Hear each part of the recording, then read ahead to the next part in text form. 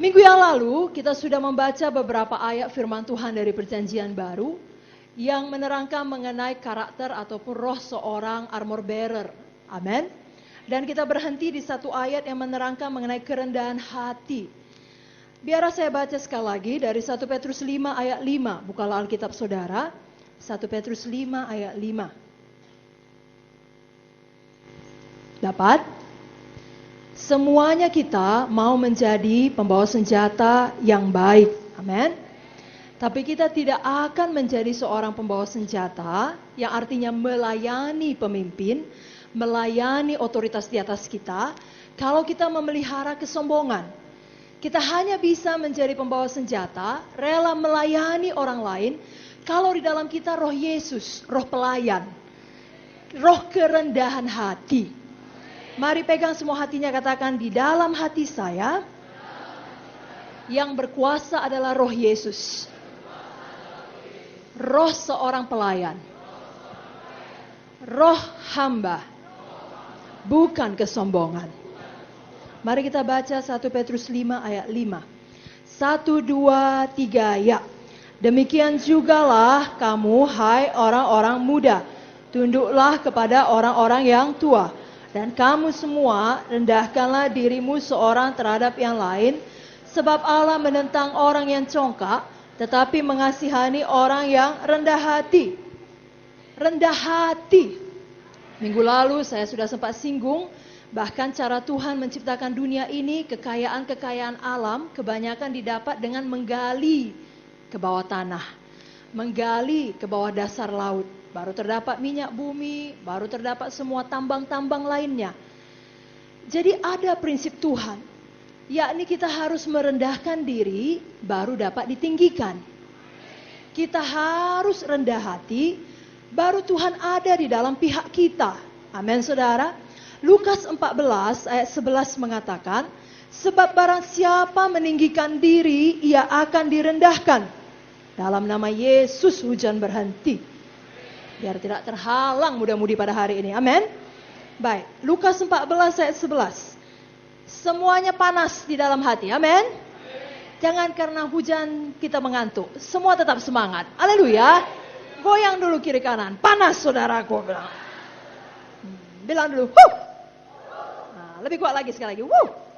Oke, bagus. Sudah bangun semua. Lukas 14 ayat 11. Sebab barang siapa meninggikan diri, ia akan direndahkan. Dan barang siapa merendahkan diri, ia akan ditinggikan. Mari ucapkan, jika saya meninggikan diri, saya direndahkan. Siapa mau meninggikan diri? Jangan mau. Karena itu hukum Tuhan. Sekuat apapun kita melawannya, tak terlawan.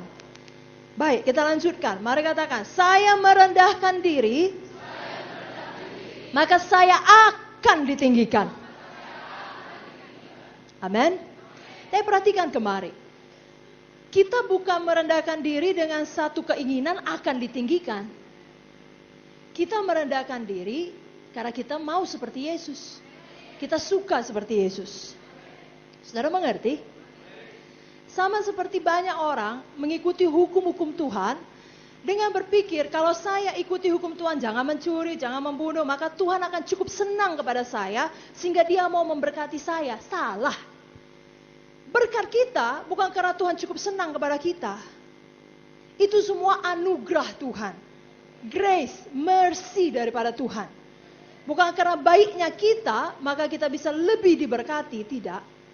Jadi kenapa kita mengikuti hukum Tuhan, jangan mencuri, jangan membunuh, jangan berbohong? Karena kita mengasihi Tuhan. Amin. Demikian dengan kerendahan hati ini. Saudara merendahkan hati, memiliki hati Yesus, hati hamba, hati pelayan, bukan supaya ditinggikan, tetapi karena memang saudara mau seperti Yesus. Saudara suka seperti Yesus. Katakan amin. Bilang dulu sama kiri kanan, mari kita rendah hati saudaraku. Seperti Yesus saudaraku. Amin. Saudara semua sudah tahu cerita mengenai Yusuf. Perjalanan Yusuf dimulai ketika dia masih muda. Ceritanya Tuhan memberi kepada dia visi yang besar. Saya percaya Tuhan beri visi yang besar kepada kita semua. Bahkan saya dorong saudara untuk tidak melenyapkan visi yang disampaikan oleh Bapak Gembala. Saudara bisa sampai kepada bangsa-bangsa. Katakan amin. Belum semua, katakan amin. Salam dulu kiri kanan bilang, kita bisa sampai memberkati bangsa-bangsa. Amin.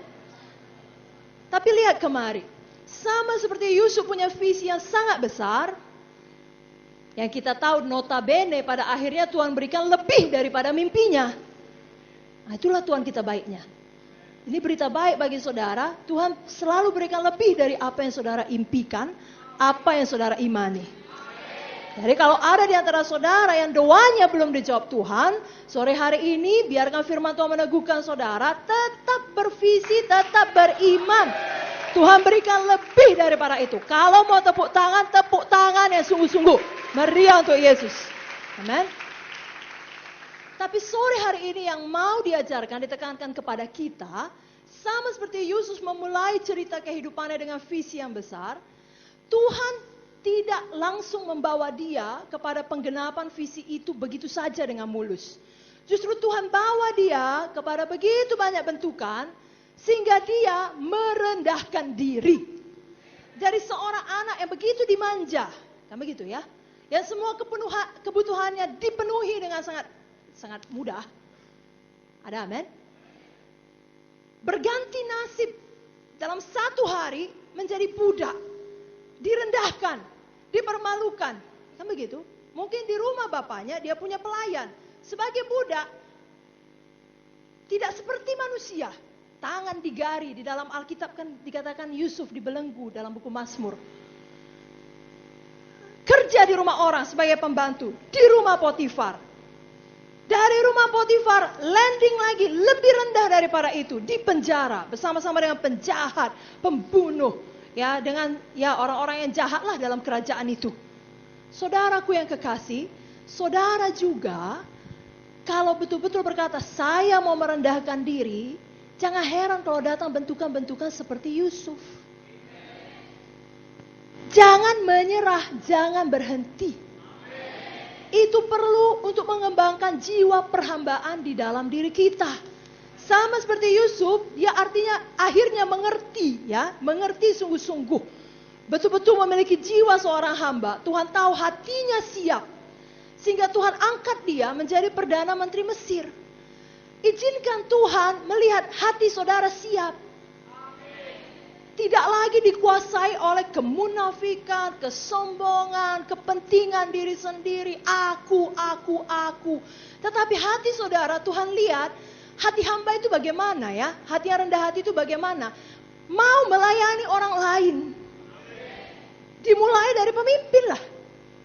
Lo ada amin?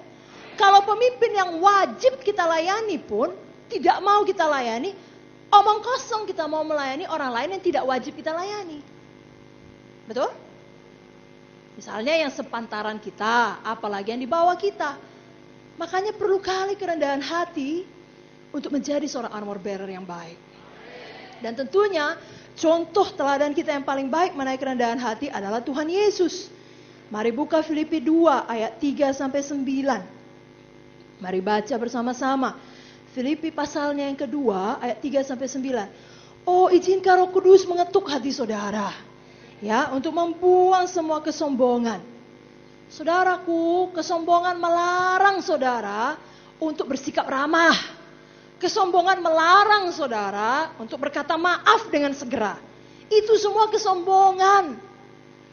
Matikan itu saudara.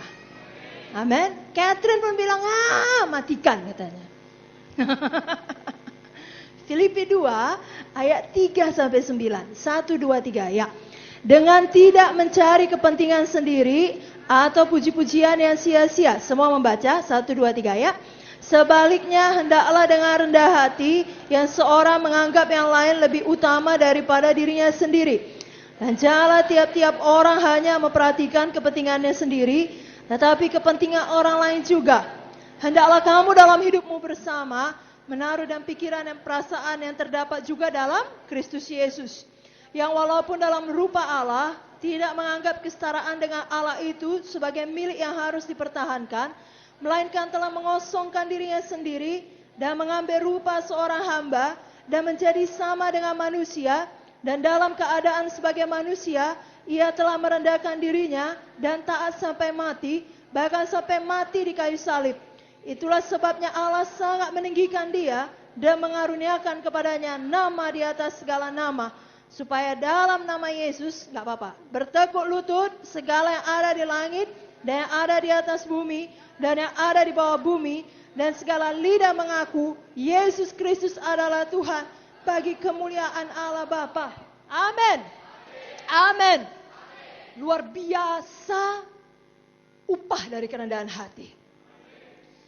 Jadi biarlah ayat ini mengingatkan kita, Yesus yang memang betul-betul hebat pun, yang punya seluruh kuasa, yang tidak terbatas, mau mengambil rupa manusia, rupa seorang hamba, dan mentaati Bapa, rela berkorban, mati di kayu salib. Kita, saudaraku, sehebat apapun kita, sekaya apapun kita, seganteng apapun kita, secantik apapun kita, apa saya bilang? Secantik apapun kita, amin. Tidak ada yang berasal dari kita, semua berasal dari Tuhan. Jadi sebenarnya nggak ada alasan kita sombong. Saudara, Kak Heni ya, dan semua worship server lainnya mampu memimpin pujian, itu anugerah Tuhan kepadanya. Itu datang kepadanya secara natural, bukan dia usahakan kali, itu anugerah Tuhan. Saudara yang lain pun demikian. Saudara yang mampu main musik, atau saudara yang baik dalam bidang tertentu. Ada saudara yang sangat bagus di fisika, ada saudara yang sangat fasih bahasa Inggris, kan begitu? Ada yang saudara punya karisma kalau berbicara, asal engkau berbicara, orang-orang tertarik kepadamu. Ada engkau yang memang memiliki kejelitaan yang aduhai, atau kegantengan yang wow, ya bisa jadi. Itu pun tidak boleh disombongkan. Itu datang dari Tuhan. Amin. Biarlah ayat ini menyadarkan kita sungguh-sungguh, kalau Yesus pun mengambil rupa seorang hamba, biarlah kita betul-betul juga jadi seorang hamba. Amin. Coba dulu cari kiri kanan, muka belakang, katakan, kita ini seorang hamba. Kita ini seorang tuan, bos, apa? Hamba. Itu enggak perkataan yang populer. Tetapi kalau saudara perhatikan Filipi 2 tadi, justru karena Yesus mengambil rupa seorang hamba, maka kepadanya dikaruniakan nama di atas segala nama. Sekali lagi, jalan menuju ke atas adalah ke bawah.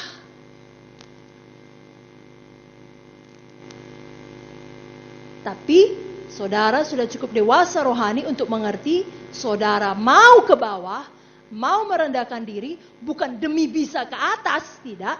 Tapi karena saudara memang menikmati hidup seperti Yesus. Yesus berkata, aku datang bukan untuk dilayani, tetapi untuk melayani. Mari kita buka kembali dari buku Efesus 6 ayat 5-6. Hari ini saya mau mengajarkan kepada kita semua ciri-ciri seorang hamba. Kita buka dulu Efesus 6 ayat 5-6. 1, 2, 3, ya.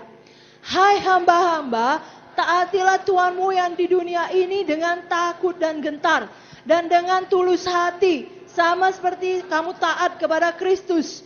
Jangan hanya di hadapan mereka saja untuk menyenangkan hati orang, tetapi sebagai hamba-hamba Kristus yang dengan segenap hati melakukan kehendak Allah.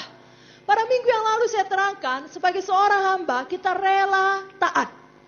Kita suka taat, katakan amin lebih kuat. Untuk supaya bisa taat, kita harus relakan buka hidup kita dikoreksi. Mau dibuka hidup kita. Mau menerima nasihat mengenai kepribadian kita. Mengenai hidup pribadi kita. Pekerjaan kita. Karir kita. Ya, dan hal-hal lainnya. Ya, mau dimagangkan. Ya, dalam perkara-perkara yang sederhana sampai kepada perkara-perkara yang sedemikian penting. Itu hamba menurut Efesus 6 ayat 5 sampai 6. Hari ini saya mau perdalam, saya mau tambahi. Coba saudara catat. Ciri yang pertama seorang hamba tidak egois. Tidak egois. Seorang hamba mengabdi kepada kesejahteraan dan kebutuhan orang lain.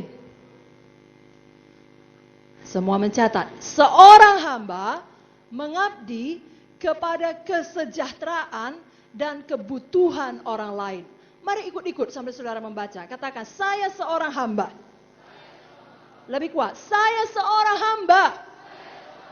Saya tidak egois. Saya mengabdi kepada kesejahteraan dan kebutuhan orang lain.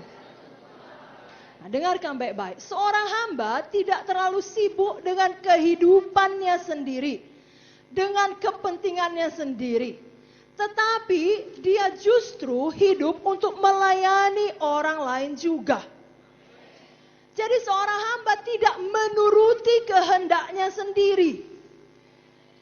Sikap Tuhan Yesus yang adalah teladan kita, Tuhan Yesus adalah hamba yang terbesar di sepanjang zaman. Amin. Tuhan Yesus tidak berkata, sikap Tuhan Yesus ya bunyinya tidak seperti ini.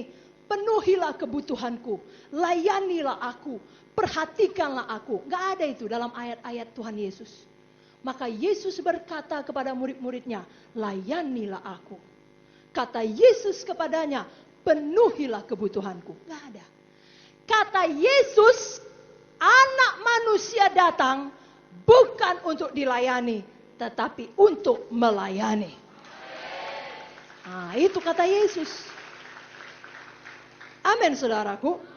Jadi sebagaimana kata Yesus, sebagaimana sikap Yesus, begitu jugalah sikap kita. Jangan egois. Lihat di mana ada kebutuhan, terjunkan diri saudara di situ. Saudaraku, kita sudah belajar ya, setiap perkara kecil maka Tuhan kasih perkara besar. Kalau boleh saya saksikan sedikit kehidupan saya. Dulu pada waktu kami kecil, semua kami dididik Bapak dan Ibu Munte untuk belajar musik. Karena semuanya kami harus pandai main musik. Tapi seiring saya bertumbuh remaja, ada saat dalam sidang ini, ada kebutuhan terbuka, tidak ada yang mengurus penari. Nah, itulah kata kasarnya. Maka saya yang bukan doyan menari, melihat kebutuhan itu dan menerjunkan diri saya ke situ. Itu kira-kira 18 tahun yang lalu, waktu umur saya 12 tahun.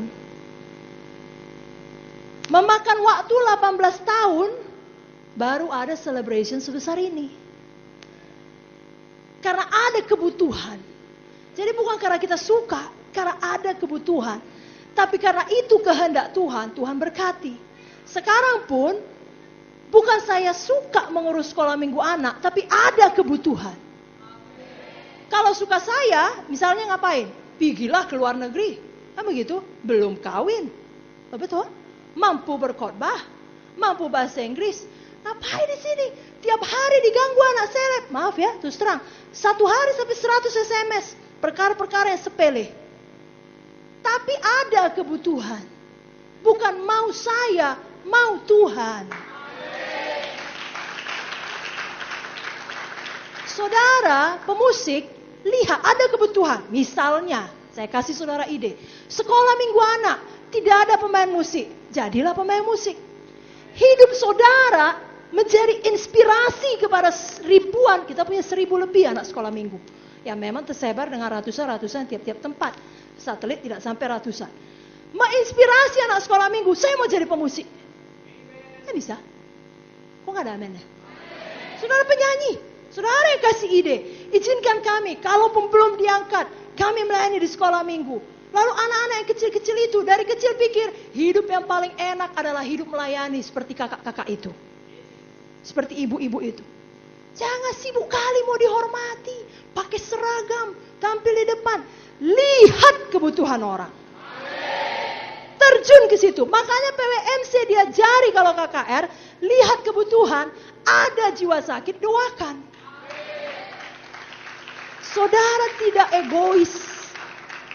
Amin.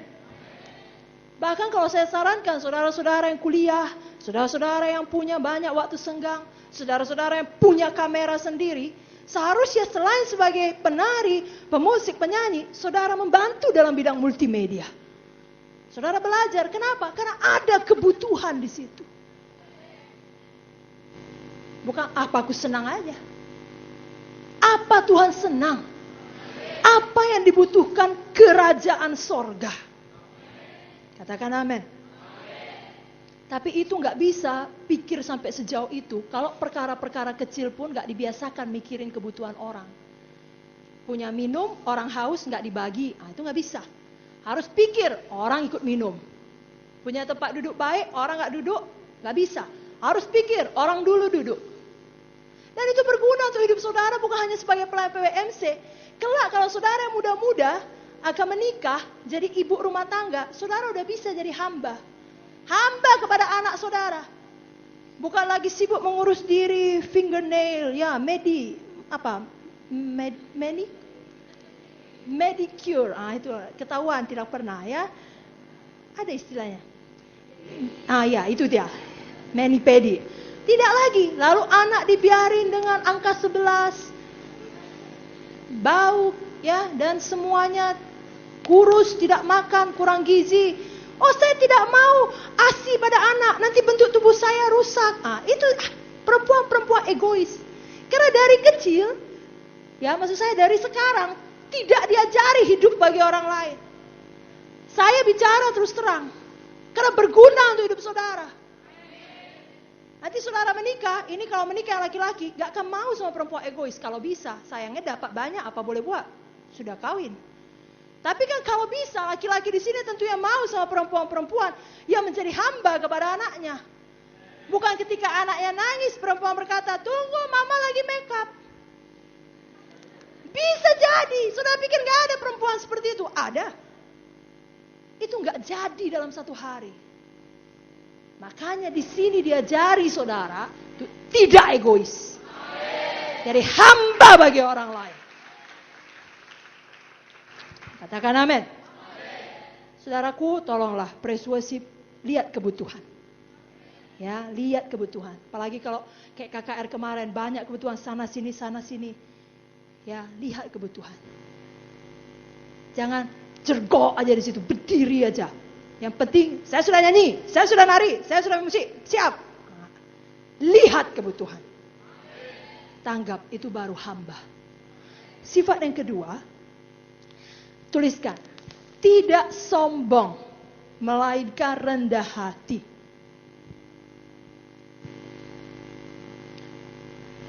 Karena itu, seorang hamba, terus tulis, karena itu seorang hamba, tidak mudah sakit hati atau marah. Apa? Coba ucapkan bersama dengan saya. Saya seorang hamba. Kurang kuat. Saya seorang hamba. Saya tidak sombong. Saya rendah hati. Saya tidak mudah sakit hati. Saya tidak mudah marah. Nah, saudaraku, kalau orang sombong, egonya besar, wataknya menakutkan. Kalau orang rendah hati, wataknya manis, tidak rewel, tidak suka tersinggung. Karena itu, seorang hamba yang sejati selalu punya damai sejahtera. Damai hatinya. Coba tanya kiri kanan, damainya hatimu saudaraku? Apa katanya? Yalah, harus damai. Kalau enggak ada kerajaan sorga pada kita. Kerajaan sorga adalah mengenai damai. Amin. Seorang hamba tidak mempunyai pendapat yang tinggi mengenai dirinya atau menjadi marah tatkala ia tidak dikenali orang, tidak. Keberadaannya di situ hanyalah untuk menolong dan menghormati orang lain yang ia layani. Jadi saudara nggak terganggu, ya, Kalau orang tidak mengenali saudara sesuai dengan kapasitas saudara. Saudara mengerti? Saudara pergi melayani ke satelit Tanjung Merawa. Biasanya di Namo Rambe. Cuman karena ini kebaktian muda-mudi, saudara pakai baju casual. Sampai sana, orang bilang, silakan duduk, baru pertama kali datang ya. Oh, sesakit hati. Jangan udah begini muka penuh Roh Kudus, api kemuliaan Tuhan memancar kemana-mana. Udah 20 tahun aku sebagai pemusik tidak dikenal. Jangan gitu. Itu roh setan, roh lusi itu. Fair. Sudah mengerti? Tapi kalau tidak diajarkan, itu bisa hinggap. Hal-hal yang little foxes ya, rubah-rubah kecil, merusak saudara. Tidak apa-apa tidak dikenal orang, asal dikenal Yesus. Kalau begitu amin kuatnya bolehlah tepuk tangan. Saudaraku, Tuhan Yesus lembut hati dan rendah hati. Dan memiliki kedamaian di dalam jiwanya. Saya bacakan ayatnya dalam Matius 11. Inilah teladan kita. Tuhan Yesus lembut hati, rendah hati. Marilah kepadaku semua yang letih lesu dan berbeban berat. Aku akan memberikan kelegaan kepadamu. Oh baiknya Yesus. 29. Pikulah kuk yang kupasang dan belajarlah padaku. Karena aku apa? Lemah lembut dan rendah hati. Dan jiwamu akan mendapat ketenangan. Itu dia hamba. Kalau orang dekat kita nggak nyaman, tolong kita berubah. Orang dekat kita tenang. Karena jiwa kita lemah lembut dan rendah hati. Saudaraku, kalau saya pergi sama Ibu Munte kemana saja, Ibu Munte nggak pernah sibuk memperkenalkan dirinya sebagai dokter spesialis anak. Padahal itu sangat menolong, ya, membuat orang segera respect. Khususnya kalau kita di ruang tunggu, naik pesawat, ya, tempat-tempat baru, atau harus mengurus suatu perkara, membeli satu barang untuk gereja. Kalau dibilang saya dokter spesialis anak, itu biasanya orang lebih hormat daripada dia cuma kira kita ibu rumah tangga biasa. Tetapi kasih karunia Tuhan tetap turun. Orang-orang di mana saja suka sama Ibu Munte. Makanya kalau kita nggak suka sama Ibu Munte, ada yang salah dengan kita. Ada yang salah dengan siapa? Dengan kita. Karena orang nggak kenal Tuhan aja, cakap sama Ibu Munte, mendapat ketenangan. Tanpa Ibu Munte sibuk mengatakan, saya dosen di USU, saya dokter spesialis anak, titel saya sudah begini, begitu, begini. Nggak ada itu. Saudara pun belajar. Bukan hanya seperti Yesus, tapi ada depan mata saudara, dikasih Yesus masih hidup. Ibu Munte belajar seperti itu. Katakan amin. Tidak usah merasa, ya, apa pengorbanan saya, orang harus tahu semua. Tidak. Bahagialah bisa berkorban di balik layar. Bahagialah ada hal-hal yang tidak dapat dibalaskan manusia. Saudara tidak mendapatkan penghormatan yang seharusnya. Karena itu berarti upah saudara di sorga tidak didiskon. Katakan amin. Ya. Kita perlu diingatkan terus akan hal itu. Supaya kita berjalan dalam kerendahan hati yang sejati. Yang ketiga, hamba itu tidak suka menuntut atau meminta persamaan hak. Catat dulu judul yang keempat. Hamba memiliki sukacita.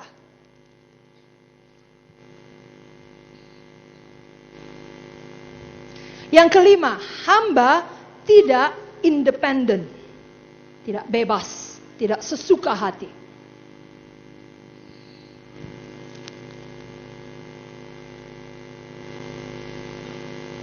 Baik, nanti yang ketiga saya bisa jelaskan minggu depan. Saya lompat dulu yang keempat. Apa yang keempat? Karena ini penting untuk hari ini dan seterusnya dalam hidup kita tentunya.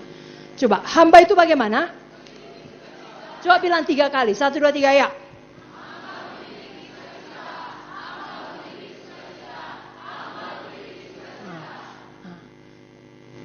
Maunya maksud saya kan, pas waktu dibilang 3 kali, lihat kemarin. Sebenarnya saya sedang memberi kesempatan kepada saudara. Untuk yang tadinya kurang-kurang sukacita, mulai mengubah air mukanya lebih sukacita. Itunya maksud saya. Tapi ada yang kurang-kurang nangkap gitu ya. Hamba itu sukacita, hamba itu sukacita, hamba itu sukacita. Jadi saya kasihlah kesempatan kedua ya. Karena firman itu paling baik langsung dipraktekkan. Gak usah 5 menit lagi, besok atau nanti malam, langsung aja. Coba 3 kali bilang, hamba itu memiliki sukacita. 1, 2, 3 ya.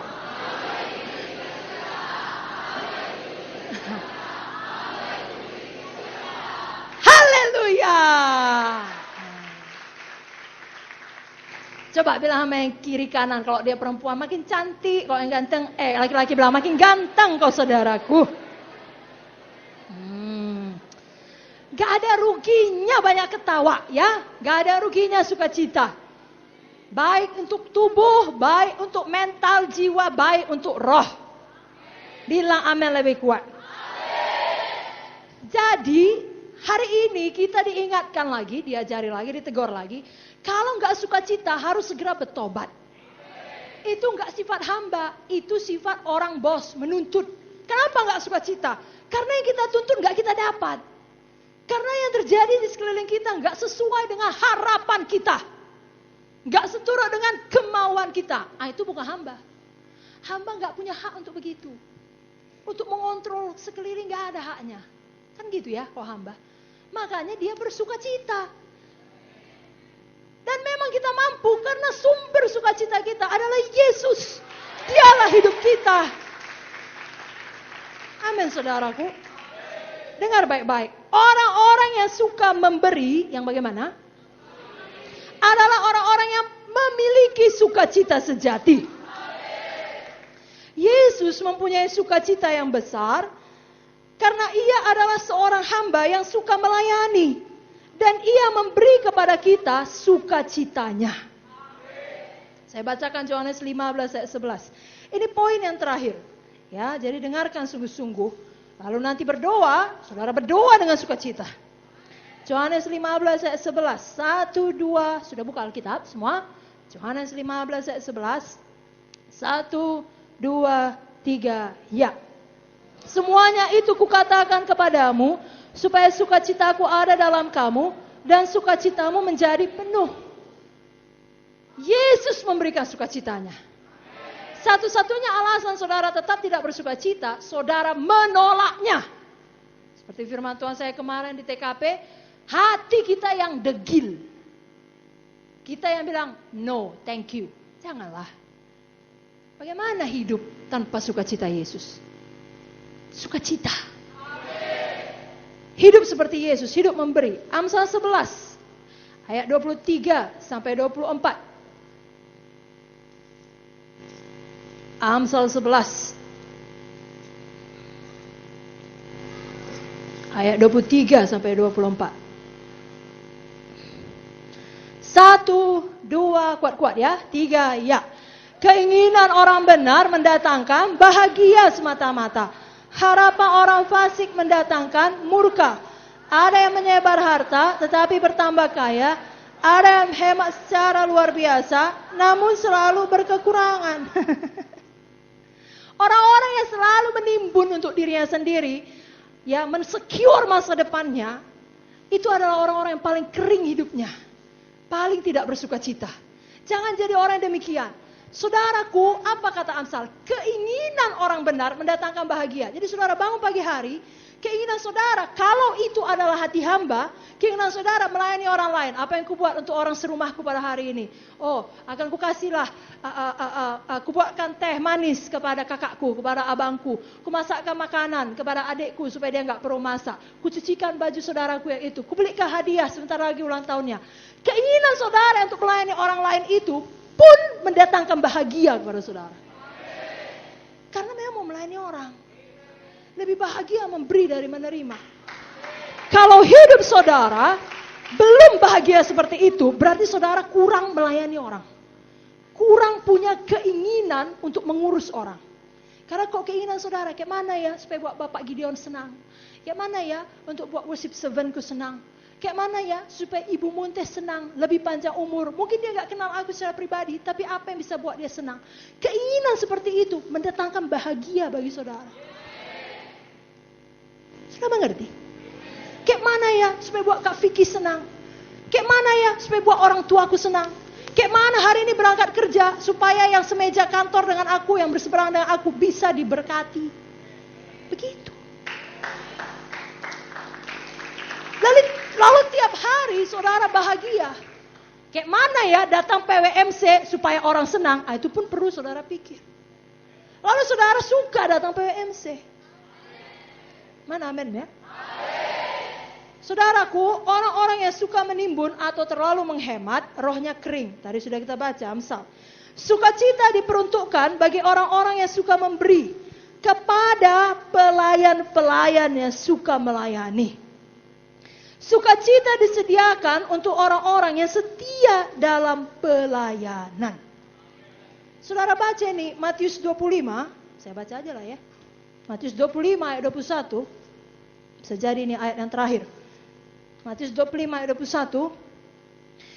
Maka kata tuannya itu kepadanya, baik sekali perbuatanmu itu, hambaku yang baik dan setia. Engkau telah setia dalam perkara kecil, aku akan memberikan kepadamu tanggung jawab dalam perkara besar.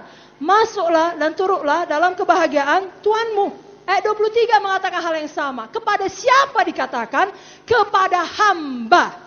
Hamba yang bagaimana? Hamba yang setia. Setia bagaimana? Pada perkara kecil. Jadi saudara mesti setia. Kalau masih terpilih sebagai choir, setia sebagai choir. Lihat kebutuhan, apa yang bisa dibuat. Tidak egois. Bawa sukacita kemana saja.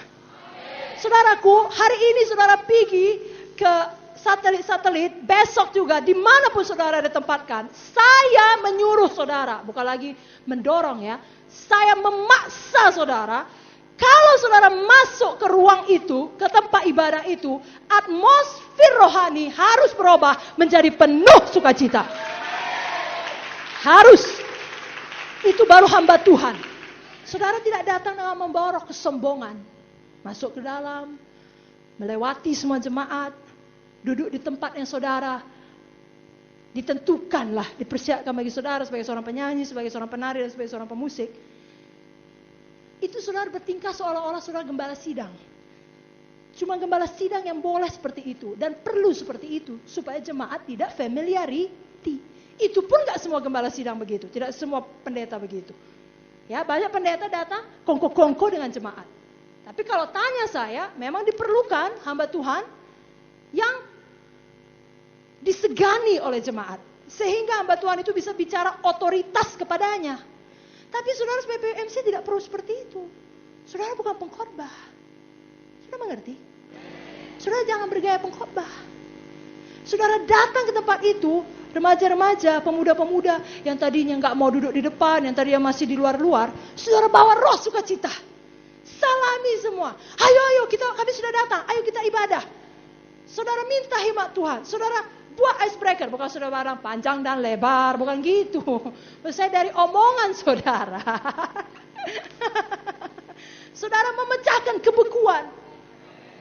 Lalu roh setan-setan, roh kesombongan, roh Lucifer, roh tinggi hati, roh egois yang ada di tempat itu, hilang semua, lari semua. Nah, itu tugas PWMC. Bukan setelah saudara datang, roh setannya makin pekat. Mengerti, makin pekat. Bisa. Saudara bilang gak ada setan di gereja. Siapa bilang? Adalah orang di dalam kita dia. Kita yang bawanya. Janganlah jadilah pembawa Roh Kudus. Pembawa damai. Pembawa sukacita. Tolong ada berita-berita kemenangan ya. Didengar PMC di sini, PMC di situ, PMC di sini. Membawa sukacita. Membawa atmosfer yang sangat baik kepada tiap-tiap kebaktian. Enggak peduli itu kebaktian besar kecil, semua jiwa. Saudaraku, Cliff Barrow yang sampai sekarang kawan dekat daripada Billy Graham. Mereka 3 serangkai, Billy Graham, George Beverly Shea dengan Cliff Barrow. Ya, 60 tahun lebih mereka bersahabat. Cliff Barrow ini adalah pemimpin choirnya, worship servant-nya lah saya bilang. Leading singernya sudah dipanggil Tuhan dalam usia 103 tahun. Jadi panjang umur. Tapi kemana-mana suka menyanyi. Saya rasa ini saudara, kita semua perlu bertobat, bukan hanya penyanyi. Pemusik, penari juga perlu bertobat. Kalau betul anak PWMC seharusnya kemana-mana humming, bersenandung, menyanyi. Suatu saat Cliff Barrow pernah dalam pertemuan yang penting dengan kaum Gideon. Tahu kaum Gideon yang selalu membuat Alkitab Perjanjian Baru masuk di hotel-hotel. Sampai sekarang ada hotel-hotel di Indonesia pun kalau ada Alkitab Perjanjian Baru itu dirintis oleh kaum Gideon namanya. Tapi di Amerika ada satu waktu di mana hal itu dilarang. Lalu mereka berusaha supaya itu jangan dilarang lagi dan bertemu dengan Cliff Barrow di satu kamar hotel. Beberapa dari kaum Gideon ini sedang cakap sama Cliff Barrow, tapi beberapa lainnya di sudut sana nyanyi. Cliff Barrow ini kesal lama-lama dan berkata kepada kawan dia cakap, kau suruh kawanmu itu diamlah. Kenapa nyanyi terus ribut kali sedangkan kita di sini sedang membahas masalah yang sangat penting. Kaum Gideon ini berkata dengan baik kepada dia, mereka perlu bernyanyi. Ruangan ini disadap oleh musuh. Jadi kalau menyanyi, musuh bingung. Tahu siapa musuh? Setan. Jadi supaya rencana itu tidak dengar, rencana bagaimana mereka mau memasuki semua hotel di seluruh Amerika bahkan seluruh dunia dengan Alkitab, tidak didengar setan. Ini perlu menyembah Tuhan. Makanya kita PWMC tolong sukacita selalu, nyanyi selalu. Nyanyi. Mau pemusik, mau penari, semua nyanyi. Amin. Amin saudaraku. Sukacita. Apalagi kita sudah menambah kebaktian baru, Amik pagi, sukacita. Ya. Kebaktian Medan Timur sore-sore sudah 2. Kebaktian pemuda dan kebaktian minggu sore. Sukacita. Muka. Saya nggak tahu lah ya. Kalau menurut saya, sukacita itu nampak dari muka. Ya. Enggak sukacitanya hati saya. Kak sukacita kali. Oke lah. 30 tahun kau hidup begitu sukacitamu. Mulai hari ini ganti. Kalau kau bilang sukacita kali, ketawa juga. Sukacita. Bagus. Lihat kiri kanan. Sudah cukup lebar ketawaku saudara. Sudah nampak sukacitaku. Amin. Amin. Dan kalau dinasehati, sukacita. Kalau dimagangkan, sukacita. Ya, seperti yang saya bilang ini. PMC pergi ke satelit-satelit ramah. Obat atmosfer, sukacita. Ya, bawa roh sukacita, bawa roh damai. Sukacita dinasehati. Jangan izinkan setan bilang, selama ini pun kami begitu, dia enggak tahu. Ngomong aja, sulit loh tahu kalau harus sukacita. Kalau orang tidak menyambut kita, bagaimana kita membawa sukacita? Jangan. Ya, diajari syukur, diajari sukacita. Ya, saudara pakai baju nanti entah bagaimana terawang-terawang, lalu dipanggil sama pengkhotbah, bajumu terawang, sukacita. Oh ada yang peduli baju saya terawang gitu, bagus.